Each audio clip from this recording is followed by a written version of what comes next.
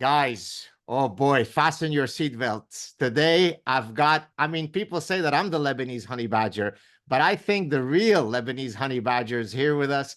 Brigitte, Gabriel, how you doing? Good, thank you. I'm so glad that we finally connected. I'm going to read your bio, then we're going to do a little bit of niceties in Arabic, and then we'll jump straight down. Let me first tell people who you are. You're a national security analyst, a New York Times best-selling author, and chairman of actforamerica.org. Your latest bestseller is Rise in Defense of Judeo-Christian Values and Freedom. Two earlier books, both of which were also very successful, Because They Hate, a survivor of Islamic terror warns America, warnings 20 years ago. And then They Must Be Defeated, Why We Must Defeat Radical Islam and How We Can Do It. Did I cover the key points? Yes, you did. اوكي. خليني اول شيء اقول لك انه كثير مبسوط انه عم بتعرف عليك اليوم. كيف صحتك؟ Oh my God، ما تتصدق أنا قد إيه مبسوطة لأنه معك وعم بحكي عربي. أنت أول انترفيو أنا بعطيها وبحكي مع حدا عربي. It's amazing. فظيع فظيع. I just said that I'm so excited to be meeting you and that we just want to say a couple of things in Arabic. And she said, we're breaking new grounds here, guys. First time ever that she breaks out the beautiful Arabic. One quick accent issue. How do you say room in your accent? Uda. See, we What do say you mean room? Room like Uda? yeah. You say I was hoping you'd say that because that's a Christian dialect. We say Yes. Oda. How do you say I want to eat? بدي آكل. بدي آكل, we say بدي آكل. So you have the Palestinian exactly. I'm the real language. Palestinian, Brigitte. That's right. You have the Palestinian accent. مظبوط. I have the Lebanese accent. Lebanese كح مثل ما بنقولها بالعربي, as we say مظبوط. it in Arabic. مظبوط. Okay, so let's start. Your personal story is an incredible one. Many people know it, but others don't. Please walk us through your history in Lebanon and then leaving Lebanon.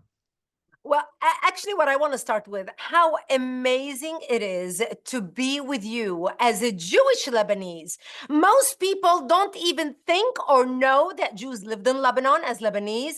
When they think of Jews, people forgot about the Jews who lived in Arabic countries or Arabic-speaking countries. Because, you know, we in Lebanon, we're not Arabs. We're Arab phones, okay? I want to make sure we clarify that. But a lot of people do not talk about the Jewish people who were kicked out of Arabic countries, who are no longer living in the areas where they were born, in the homes where they built through their fathers and their grandparents, etc., because they became refugees. They were kicked out of their Arabic countries. And, you know, they cannot go back, the majority of them. Over 1 million Jews from Arab land are refugees who are accepted by the state of Israel. You don't hear about them because obviously Israel absorbed them.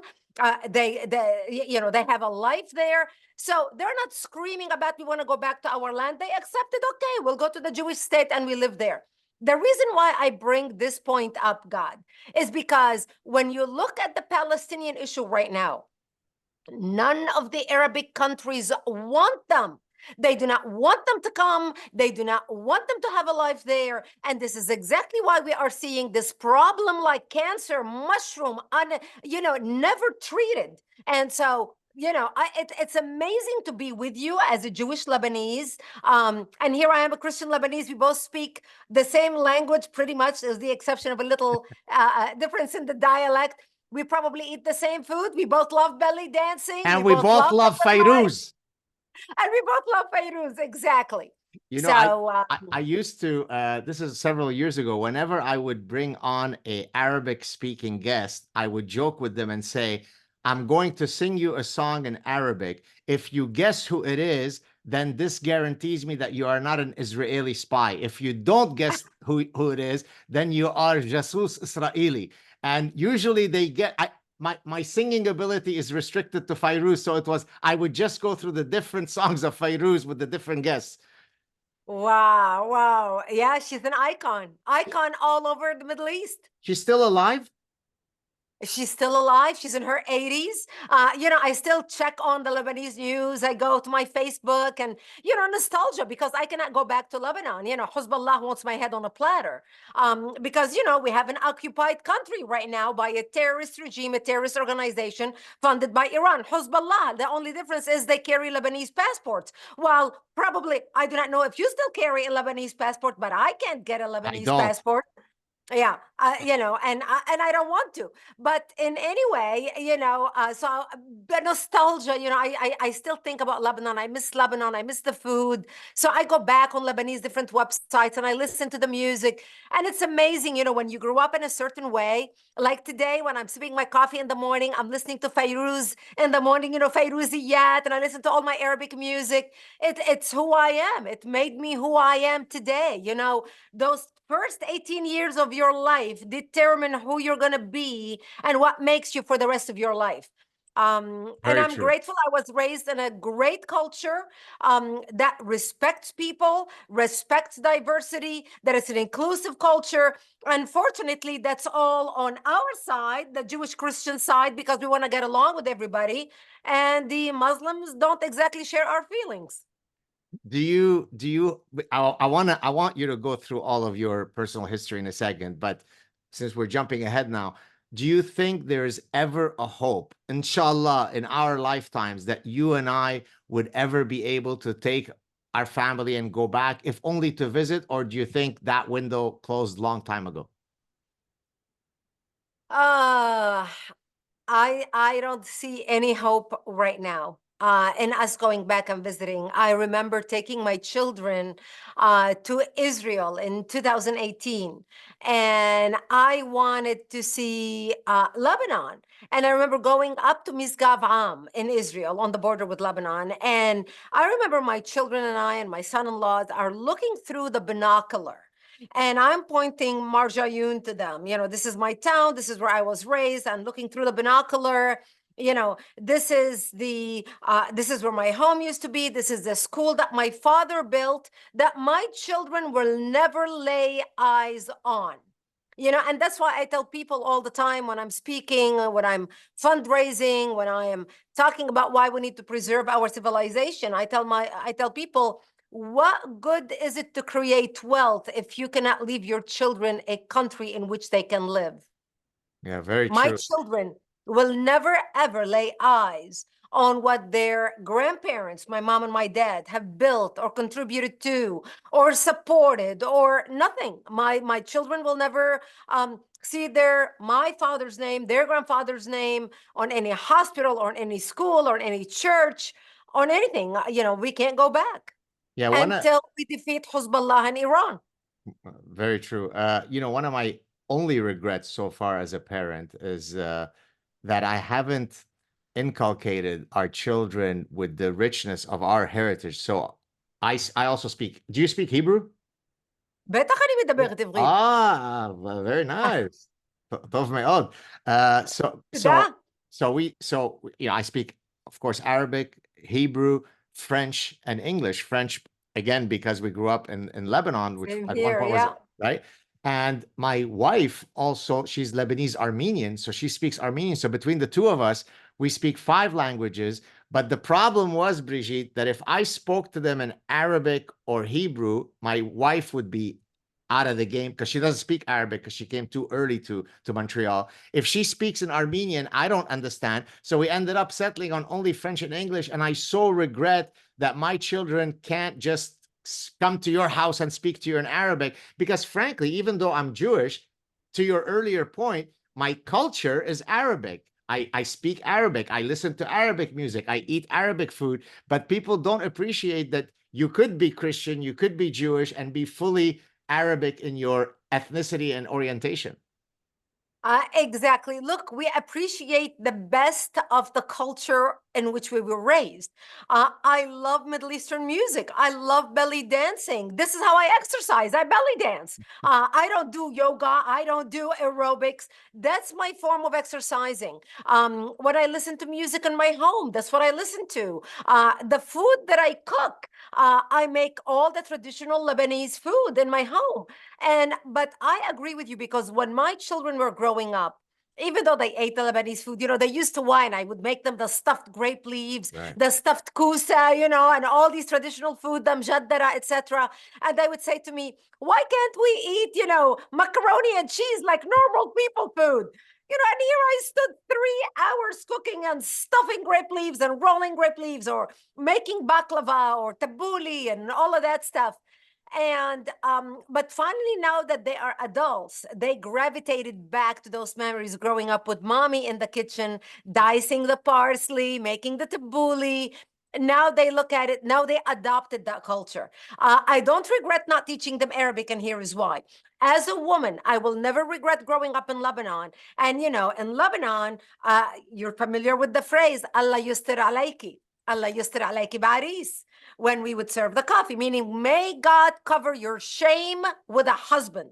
Because as a single woman, when you're not married, you are ashamed just to exist unless you are married. And I told my children, because they would ask me, how come you're not teaching us Arabic? And I said, I never, ever want you to go. I don't want you to even understand that statement if anybody ever said it to you, because I don't want your ears being soiled by such language. Wow. And so I don't regret not teaching them Arabic. As a woman, I'm very independent. I'm a feminist. But they got all the other good stuff. Very nice. Okay, so give us a brief summary of your harrowing. I mean, I've got my own harrowing story trying to escape Lebanon, but I think yours is certainly as difficult. Give us a brief synopsis, and then we can drill down into some of the current realities that we're facing in the West. Oh, God. Well, my story is pretty much the story of a lot of Christian Lebanese. I was born into the country that used to be Paris of the Middle East, the banking capital of the Middle East. Between 1965 and 1975, Beirut and Lebanon were experiencing an amazing economic boom, explosion, tourists from all over the world coming to vacation in Lebanon. We were open-minded, we were fair, we were tolerant, we were multicultural. We had open borders. We welcomed everyone from the surrounding Arabic countries who wanted to come and study in our universities, because we had built the best universities in the Middle East, as you know. Muslims send their children from all over the Islamic world. They graduated and worked in our economy because we had built the best economy in the Middle East, even though we did not have any oil.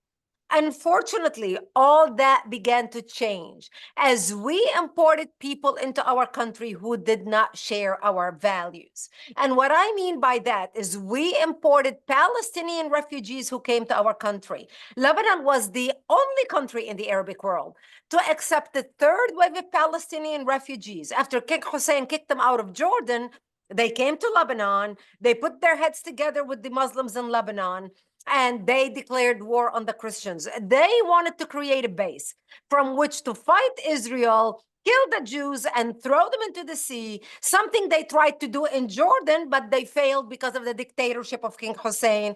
But they were able to use Lebanese democracy to topple our democracy.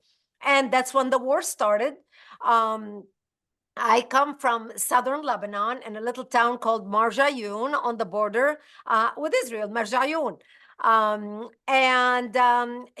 We were a small Christian town on the border, and the Palestinians had formed Jaish Lebanon al-Arabi, the Arabic Lebanese army. They started with the Muslims at that time, led by Ahmed al-Khatib, who was the guy who headed it.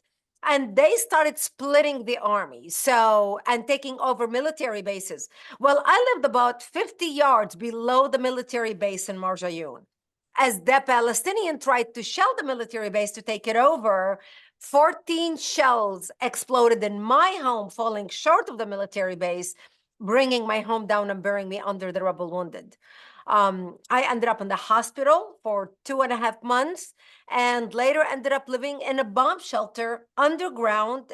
It was like an 8x10 room, no electricity, no water, very little food, because the Palestinians and the Islamists surrounded us and cut off the electricity, cut off water supply to our town, cut off food supplies. But thankfully, we lived in the mountains, so we had Marjayoun was called Valley of Spring, Marj al-Uyun.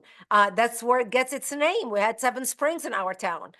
And that became my existence. And that's where I lived, in that bomb shelter for 7 years of my life, robbed of my youth. Wow. And then after you were able to leave, you left to Israel, correct? Correct. And how many years did you spend in Israel? I lived in Israel from 1984 till 1989. I became news anchor for World News in the Middle East, based out of Jerusalem, Israel. Wow. And did you, so prior to going to Israel, because yes, of course, there's a lot of anti-Semitism that comes from the Islamic community, but in all fairness, we also know that many Christian Arabs don't hold the most warm feelings towards the Jews. So as you made your way to Israel, were you inculcated with some of those nasty feelings about the Jews and then were surprised by it? Or in your own upbringing, you had never experienced the typical Jew hatred that you see in the Middle East? I never experienced the Jew hatred personally in my home. Remember, the war broke out. I was 10 years old, and then we were cut off from the rest of Lebanon. So my parents never really hated anybody. They were church going, they always, you hear it on the news, Lebanese news, Israel, which is the name of Satan. They would be playing how the Palestinian refugees, the poor Palestinians, are coming to Lebanon. We're taking them in. So these were the official talking points of the Lebanese government because they control Lebanese television. But in my home, I never heard anything like that. When the war broke out, Israel was our only lifeline because I look, God, when we were in the bomb shelter, and we as the Christians, we were surrounded to be slaughtered by the Muslims and the Palestinians. And I remember one night, I think I was around 13 years old, one of our militiamen stopped by and he said, Brigitte, I just want you to know that we are surrounded to be slaughtered tonight. We heard a lot of chatter on the radio, and I don't think we're going to last because we lost a lot of men. We don't have enough to defend the town. And he said, if I don't see you tomorrow, I wish you a merciful death. And he gave me a hug and left. Wow. And I remember at the age of 13, dressing in my Sunday best, my Easter dress, because I wanted to look pretty when I am dead, knowing that when they come to slaughter me, there would be no one to bury me. And I remember begging my mother, I don't want to die. I'm only 13 years old. Please do something. And there was nothing my mother could say to me. And I remember sitting in the corner of our bomb shelter. And my father opened up the Bible and started reading from Psalms. I shall walk into the valley of death and fear no evil, for thou art with me. And my parents said to me, when they come to slaughter us tonight, we will create a distraction. We just want you to run towards the Israeli border and don't look back. See, we knew we lived 5 kilometers from the Israeli border, and we knew if we run to the Jews and beg for help, the Jews are not going to slaughter us because we had more shared values with them than we had with the Muslims. And thank God I didn't have to make that decision that night, because that's the night when Israel came in physically into Lebanon in 1978 and set up artillery bases around the hills surrounding our town to protect us and created the security zone. And that's how we lived until 1984, when Israel invaded Lebanon, working with the Christians, trying to help the Christians take back their democracy and kick out the radical Islamic element that had taken control of the country at that time. Because by the time Israel entered Lebanon in 1982, we had 11 Islamic terrorist organizations operating out of Lebanon, including the PLO. So while I was growing up in the bomb shelter as a teenager, my only knowledge of the world, of any friend we ever had or anybody that cared about us, was Israel, not Lebanon. The Lebanese government didn't care about us. The rest of the world forgot about us. I remember my father in the beginning of the war, and he would say, France is going to come see what's happening to the Christians in Lebanon because of all the Palestinian massacres against the Christians. My daddy would say, France is going to come. And nobody came. America's going to come. Canada's going to come. Australia's going to come. And the world forgot about us. So growing up as a Christian girl in southern Lebanon, the only friend I knew growing up at 13, 14, 15, 16, 17 were the Israeli people, Israel.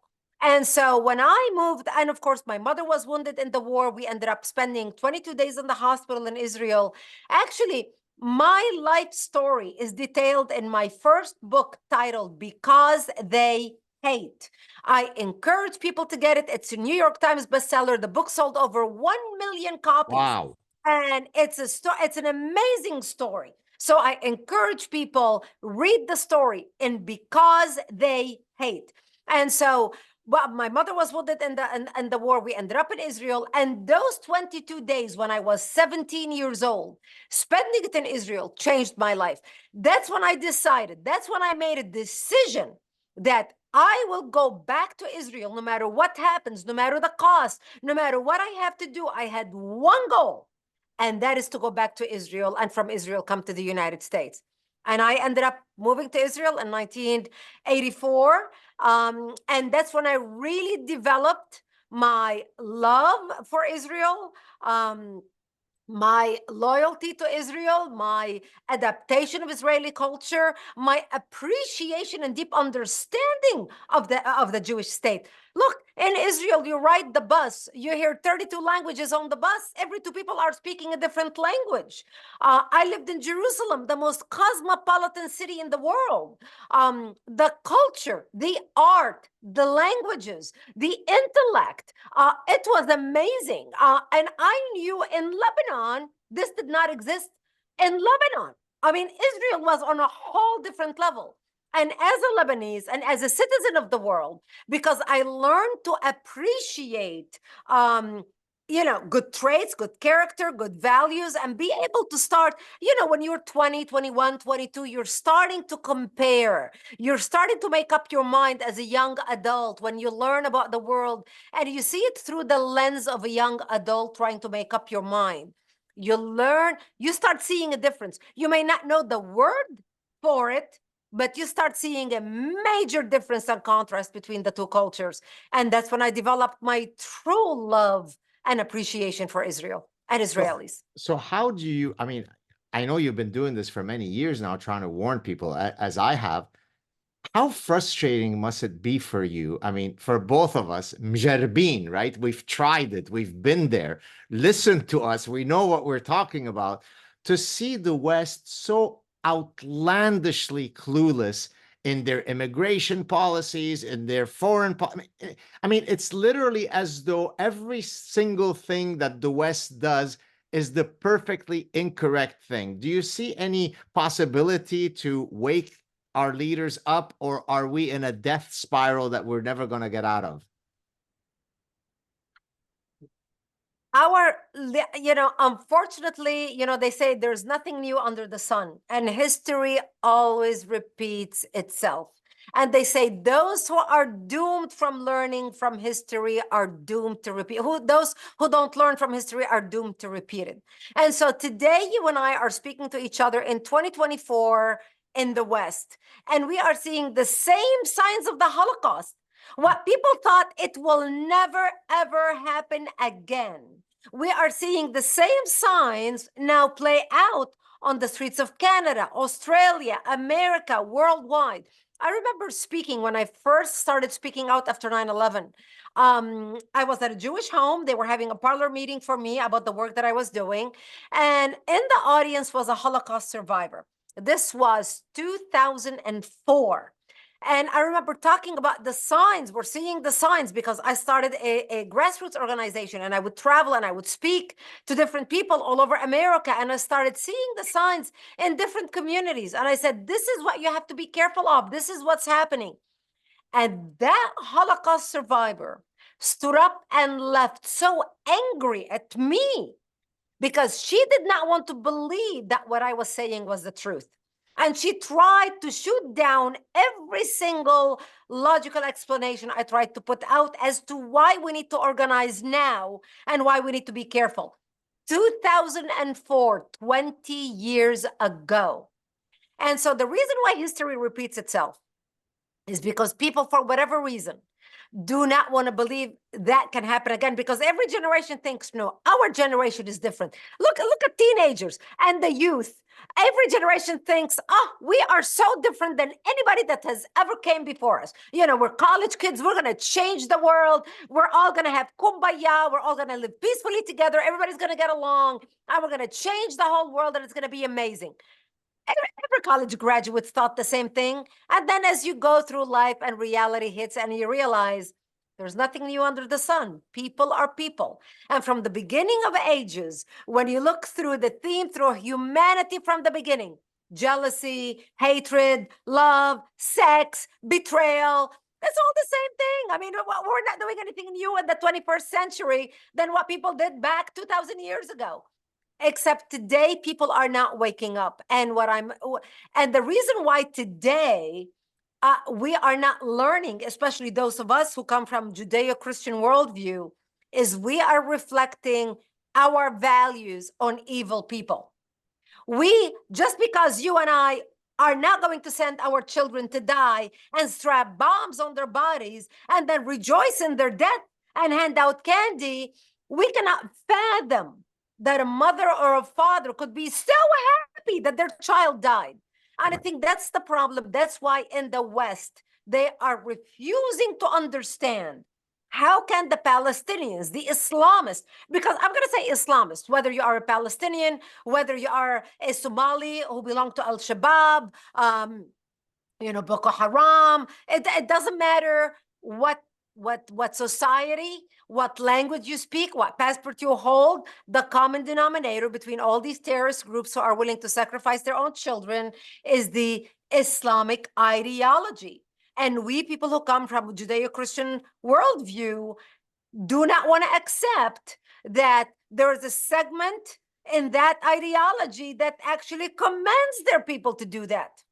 Well, there's a clip that has gone viral all over the internet from about 7-8 years ago. I had appeared on Dave Rubin's show, and I know that you also know Dave, and where I was trying to explain the quote distinction between Islam and Islamism. And I was explaining that Islamism is a large inherent part of Islam. It's not something that's outside of it. 90% of Islam is political Islam. Yes, there are spiritual elements, but those spiritual elements are dwarfed by the political ideology within Islam. That's why I don't like, for example, the terms, I know you used it in one of your books, radical Islam or militant Islam or extremist Islam or Islamism. All those qualifiers for me are nonsensical. Islam is Islam. There are nice Muslims who decide to ignore most of the stuff, just like there are nice Jews and nice Christians and mean Jews and mean Christians. But itself, the ideology of Islam is perfectly manufactured to be antithetical to Western values. Is there any hope that we can ever get people to understand that? You're going to get some people to understand that. And I think with ISIS, a lot of people started opening their eyes and saying, why do they believe the same that they believe? Why do they carry a flag that says, La ilaha illallah Muhammadun Rasulullah? There is no God but Allah and Muhammad is his prophet. Which is the same words on the flag of Saudi Arabia, for example. The only difference is one is green and one is black. And people shy away from people don't like confrontation. Yes. And people shy away from confronting difficult decisions. And look, you and I grew up in in any culture, people tell you two things you don't discuss at the dinner table: religion and politics. And what is Islam? It's a political ideology cloaked in religion. Right. So we in the West avoid talking about this. And, in my books, I talk about that, especially in my second book, They Must Be Stopped is the title. Why we must defeat radical Islam and how we can do it. And I talk in particular about a study that the Pentagon did where they assigned a special unit to understand why very highly educated young men and in some cases young women are willing to blow themselves up to smithereen. Where did this ideology come from? And when the Pentagon, they studied it for 6 months, and finally the unit issued a report, the media ignored it as if it was nuclear and harmful to your health. And here's why. Because it pointed to one thing. It's the religion itself. It's the ideology itself. No one wanted to talk about it. Not only the Pentagon refused to acknowledge the study, but actually the second in command at the Pentagon, who happened to be a Muslim and a Muslim Brotherhood agent, ended up firing Steve Coughlin, the guy who worked on the study, and kicking him out of the Pentagon. And so we went through a period in the United States, especially under Obama, where nobody wanted to listen to what we were trying to say, because the Islamists, aided and abetted by the liberal Jewish community in the United States, which is 80% liberal, are the ones who worked with the Islamic community, which I call they were the useful idiots, who worked with the Islamic community in standing up against Islamophobia. Their heart was in the right place, but they were so misguided and so ill-informed. And that's how we end up with the situation that we are in today. Yeah, well, in speaking about some of those liberal, lobotomized, progressive Jews, I tell a story in The Parasitic Mind in this book, in the yellow one, where a Jewish woman, a friend from Montreal, had approached me. This is probably 2010, maybe. And she said, "Oh, I have a friend of mine who's doing her PhD in Islamic studies, and she insists that, you know, Islam is the religion of peace and all this stuff. So can you, Gad, you know your stuff about Islam, you come from that world. Can you tell me what is the real position? Does Islam love the Jews or not, and so on?" So I sent her, Brigitte, a montage. You may have seen it. It's about a 20-minute montage of imams, kids, teachers in the Islamic world saying some of the most diabolical things about the Jews. Like, it makes the Nazis seem as though they are warm and fuzzy. At the end of which, when I send her that clip, her response is, "You're no different in your extremism than them." So let's break it down. So her asking me and she's Jewish, by the way, and her grandparents went through the Holocaust. So her asking me, "Tell me about the position of Islam on Jews," and I share with her veridical, accurate information. Her conclusion is, I am the extremist for spreading that stuff. About 2 months ago, she sends me an email. We hadn't spoken for many years because, as you might imagine, I was not pleased with her reaction. We hadn't spoken for over a decade. She sends me an email and she basically says, "Oops, I should have listened to you all those years ago." So you're exactly right that, again, many of the ostriches who bury their head in the sand are the ones who should be awakened. They're called Jews, but they too are lobotomized. And so that's why sometimes I feel as though it's a lost cause. I want to be optimistic. I get up every morning wanting to fight, but the imbecility is unbelievable, Brigitte. It is unbelievable, but we have to continue fighting. In my case, I created an organization called Act for America because I wanted to make sure I not only educate, education is important, but I learned very early on we can educate until the cows come home. Nothing is going to change. Education is important, but education by itself is insufficient. Education must be coupled with action. So I started Act for America to mobilize and organize people in their own community to start working on issues that will impact policy. And I'm proud to tell you that Act for America today is 2.8 million members. We have helped pass 240 bills on the federal level and the state level to protect America. Right now, we are working on many bills in Congress to basically expel any foreign student on a student visa in the United States who have been caught participating in these rallies, kick their behind out of the United States. They have no business being here. We are working on, for example, putting a cap on funding for any university that's accepting funds from overseas in any Arabic countries. Limit the number of foreign students that are allowed to be accepted into our major universities.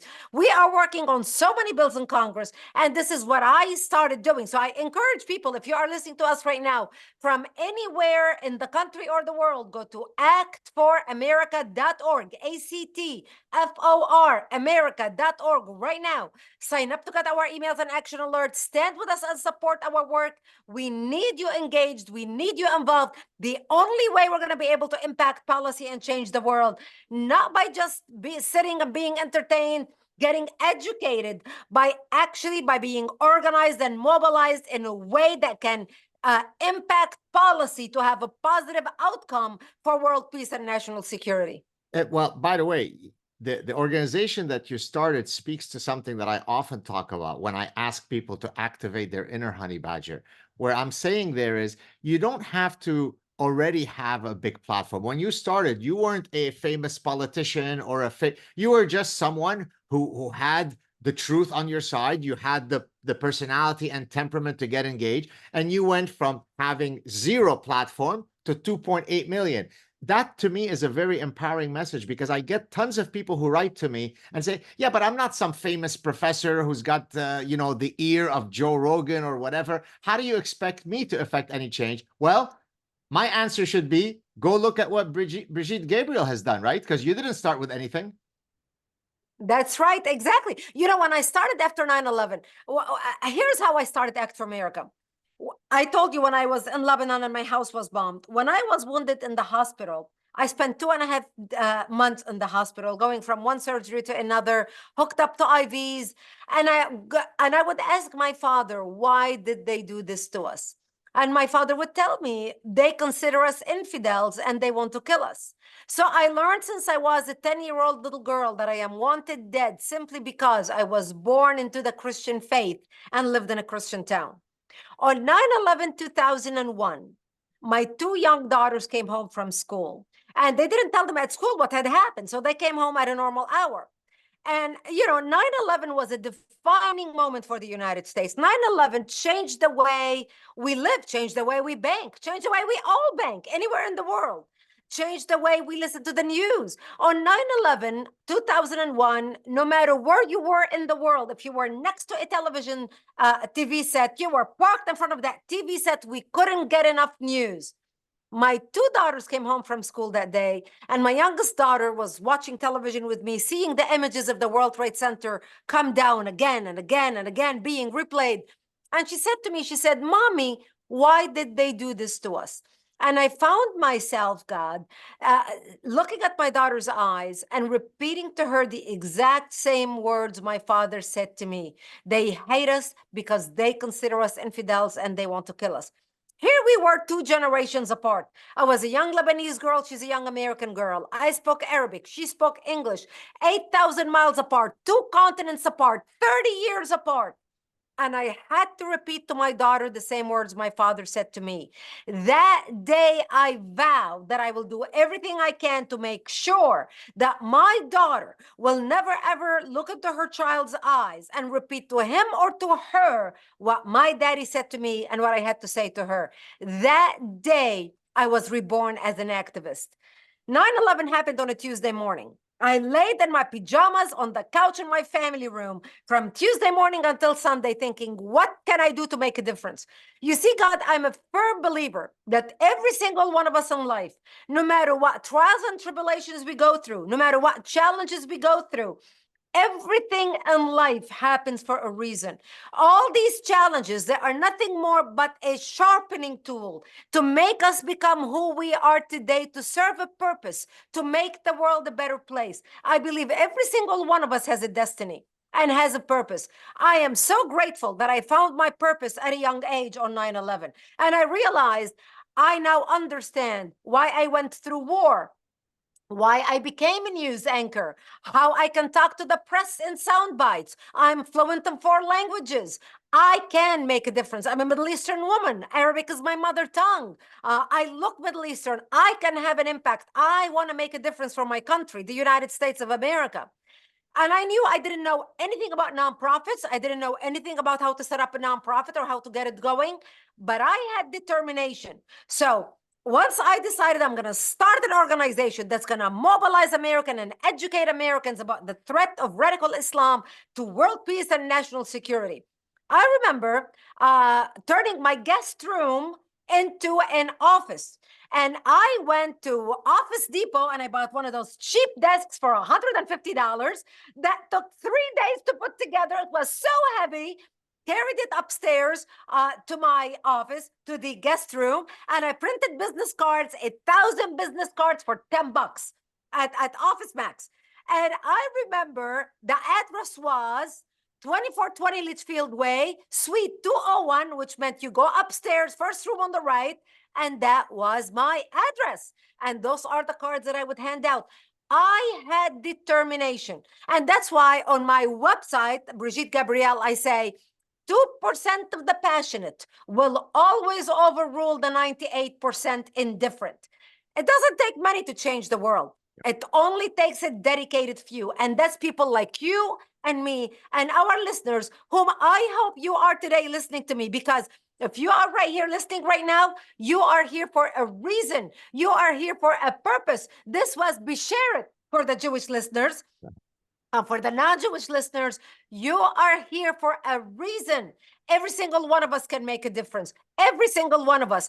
Today, I reach 8 million people a day on my social media platforms. I have 2.8 million members. I have 500,000 activists throughout the United States. We have activists, my organization, on the ground in 3,070 counties out of 3,143 counties nationwide in America.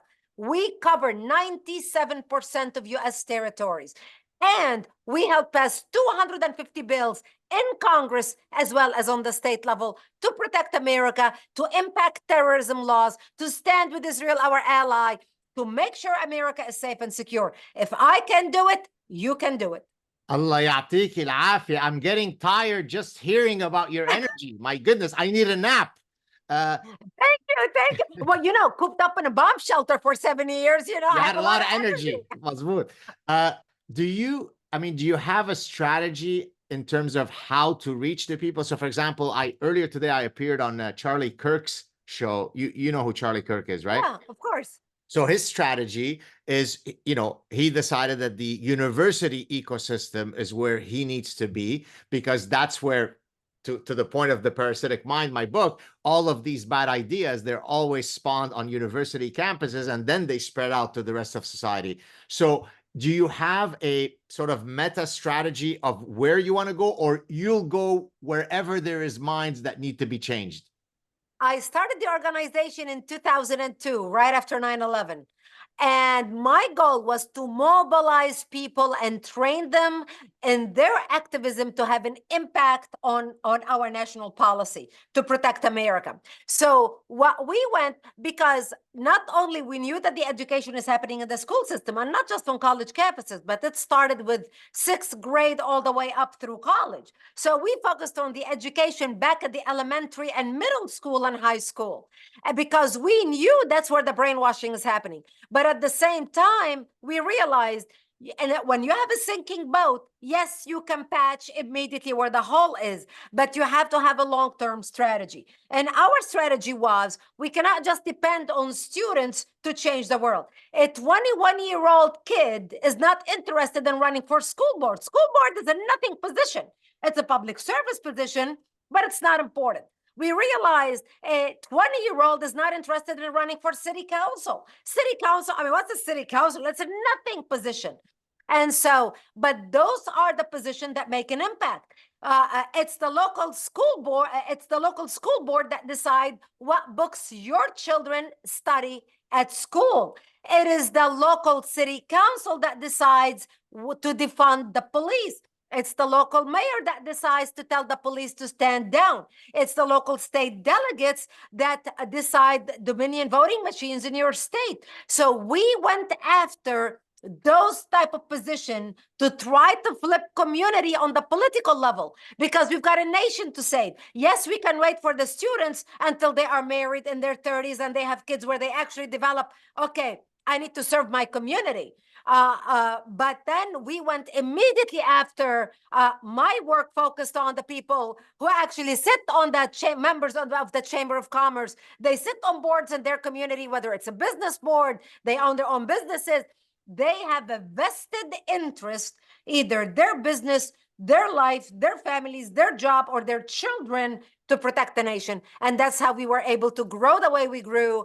They say an overnight success takes 20 years. People see you all of a sudden successful with a massive operation, with a massive national operation, bills passed, relationship with the White House and in Congress, and they go, oh, she's so lucky. It's amazing. She's so successful.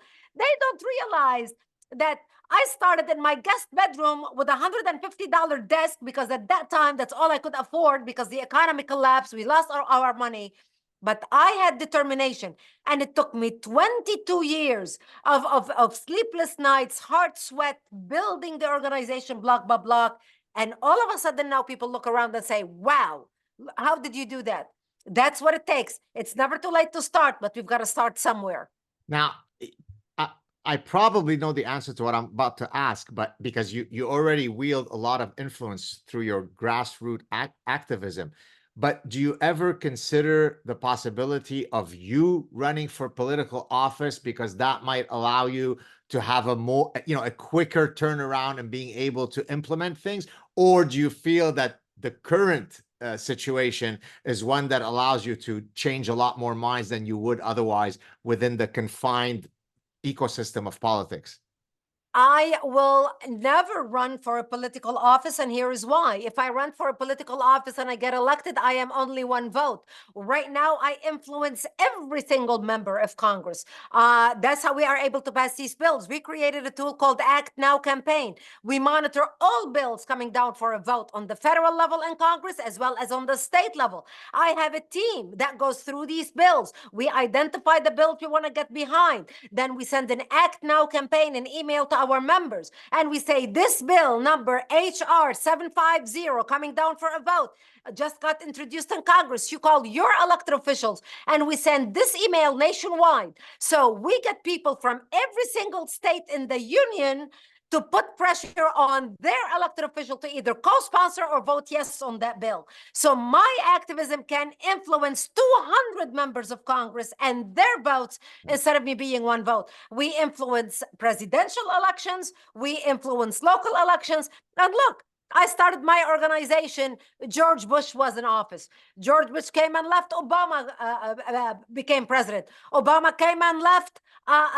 Trump became president. Trump came and left. Biden is president. Biden is going to leave. I'm still here. I am already ahead 250 bills. And no matter who's going to come, who's going to go, we are here and we are growing and we are impacting policy. Is Biden leaving now, or are we going to have to suffer another 4 years? Please, Brigitte, give us the good news.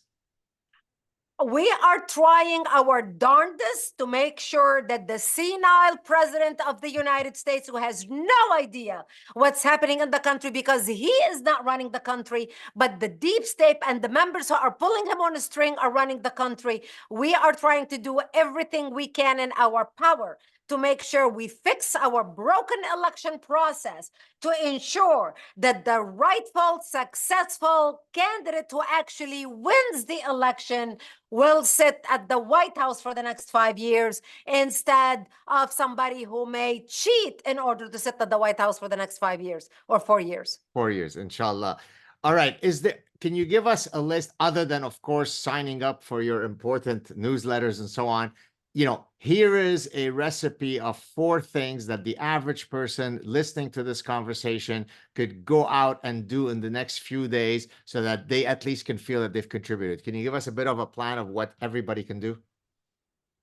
The first thing that everybody can do is become engaged in a local political grassroots organization, because I know we have a lot of people listening to us in Canada right now and different parts of the world. I'm not just talking to a US audience. No matter what country you are in, immediately you need to be plugged in with passionate people who are working to impact policy in your community, whatever group it is. Second, you need to be engaged in the political process, and that is by volunteering with a political organization that bodifies the views that you agree with, your views, your values, your free speech, your wanting to preserve Western nations, you wanted to preserve our freedom. What made Western civilizations great?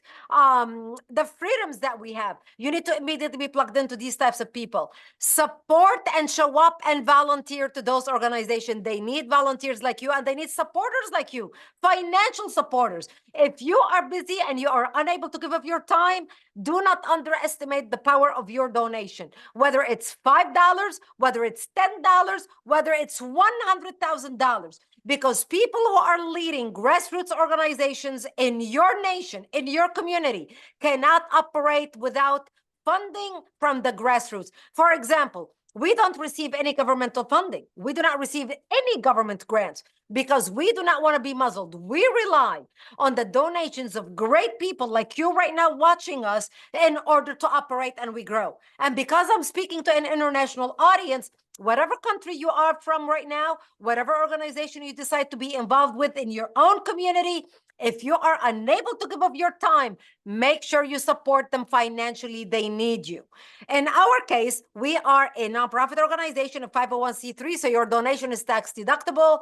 I know there's a lot of people listening who go between America and Canada. If you are in a position to support our work, I would be so grateful. But we are fighting to preserve our values. And, if you are interested in starting a sister organization, like us, anywhere in the world, start one. We used to have ACT for Canada. I think our chapter leader is retiring. So maybe you should start an ACT for Canada. I know there is Action for Canada. You can join as well. There are many ways for people to support and contribute. Wonderful. Are there any projects that you're currently working on that you might want to use this platform to promote? It could be a next book you're working on, a new endeavor. Tell us what's going to be keeping Brigitte busy for the next year or two.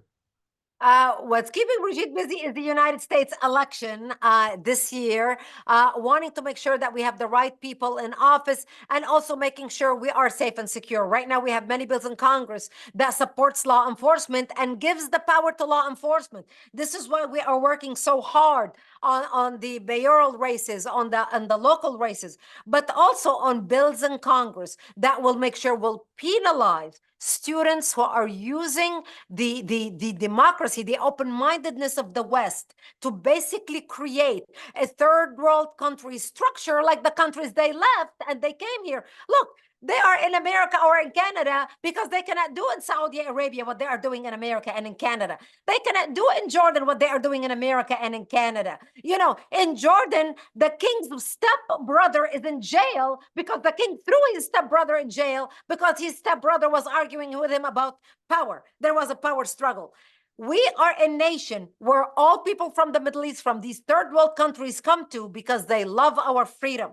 And we need to stand up and protect our freedom. Welcoming them into our country does not give them the right to destroy our country, to destroy our national monuments, to destroy our universities, to destroy the peace in our country. We have a right to live in peace and security in our own nations. And any guest who comes to our nation, they need to abide by our laws. So our number one thing right now is we are working with on many bills with Congress. So I encourage you to sign up to get our emails and action alerts. They're free. They don't cost you anything. Go to actforamerica.org right now. Sign up to receive our emails and action alert. And if you have a dual citizenship and American-Canadian citizenship, you can take action about the bills being introduced in Congress. So we want to empower you. We want your voice heard. So please stand with us. Go to actforamerica.org right now. I'm going to say something in Arabic, then I'll try to translate it as we close out this conversation. Brigitte عن جد ما بنشبع منك. شكرا كثير، مش معقول.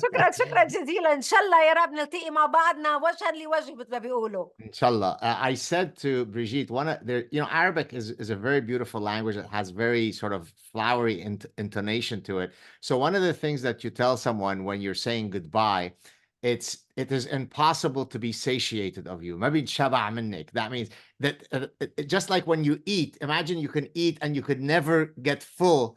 This is how you tell someone when you are enjoying so much the conversation. Brigitte, thank you so much for coming. I hope this will be the first of many future conversations. I look forward to seeing you in person. You are a hero. Keep fighting. Stay on the line so we could say goodbye offline. Thank you. Thank you so much for coming. It was fantastic. Thank you for having me with you. Cheers.